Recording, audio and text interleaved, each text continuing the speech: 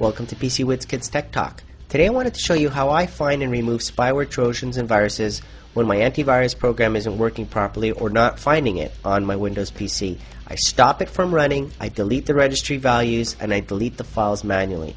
That's the only way you can truly make sure that it's gone if your antivirus software is not doing the job. Now before you do any of this, back up your system, do a checkpoint, restore, and back it up. Now the first thing that I do to stop things from running that could be malware, spyware and viruses, is run the msconfig system configuration tool, right? In there's a startup tab.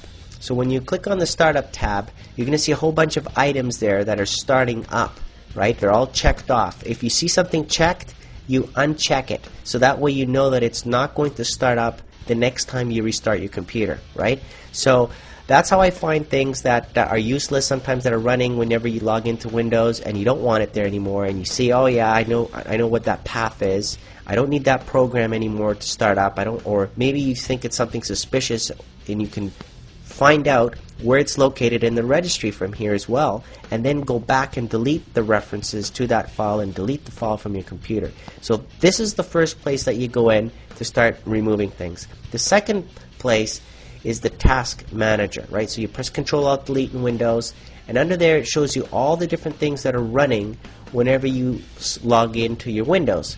So under the Process tab here at the top, you're going to find that's where the keyloggers, spyware, trojans are always running there, right? And they'll be listed there, right? So that's where you would go and you would kill the process by right-clicking on one of these guys that you know is suspicious, that doesn't have any name associated with it, or is suspicious, like I said, and then you end the task, right? I'm pretty familiar with what's running in here because I go in there quite often to check and see, so I know what to look for. But if you're not sure, there's always a description too on the side. Sometimes you can tell that there's no description, right? Or you can tell that the file name is kind of funny, right? And doesn't make sense. Now the other thing is that you want to do is go into the registry itself and delete whatever that file that is starting up every single time is referenced. Delete that from the registry. And one of the places you can go to see if it's in there already is in the HKey current user, and then under that expand that and go down to software, and then expand that and then go under Microsoft, and then under that expand that and go to Windows, and then expand that and go into current version, and then run. So under run you would have tons of things there under that on the right hand side. So I have here under run once, for example, there's one thing here on the right. So if you wanted to get rid of that, then you would just press the delete button here after you select it. So you select it, press delete, and then say yes to delete it, okay, if you don't want it, or if you know it's suspicious. But I already deleted everything under my run. It's empty. There's nothing there, right? So I don't have anything there specified in the registry. You can always do a search and find that exe or DLL or whatever it is that is referenced in the registry, and after it finds it, then delete it, right? So that way it doesn't look for it next time when you restart. And then the next thing, of course, is to find the actual files on your computer. So go into Windows Explorer and go into the directories where those files are and delete them, right? Or copy them somewhere else where they cannot be found, right, or accessed. So one of the places that I usually go to is the Windows System 32 folder.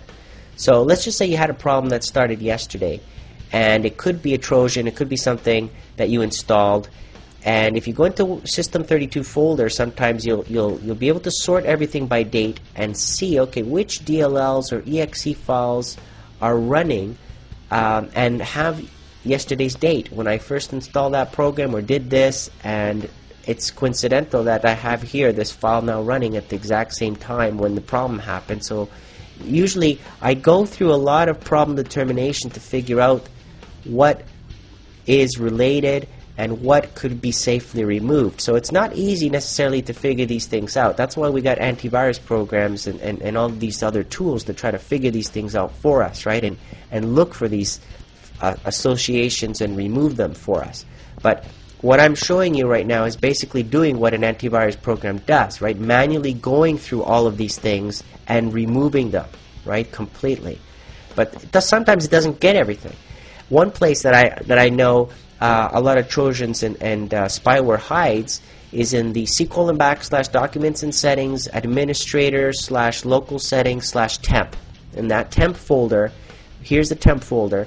Everything in there you can blow it away, right? Just delete it all, right? It's just temporary files. But Trojans and exe files, for example, will hide in there, right? And they'll be accessed whenever they need to, right? And there's another folder, Windows /prefetch. Things hide in there as well, right?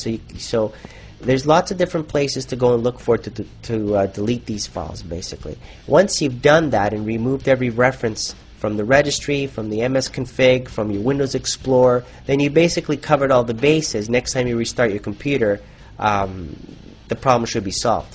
So anyways, those are some suggestions on how you would do it manually if you had to, right? So I hope you enjoyed this video, and thank you for watching.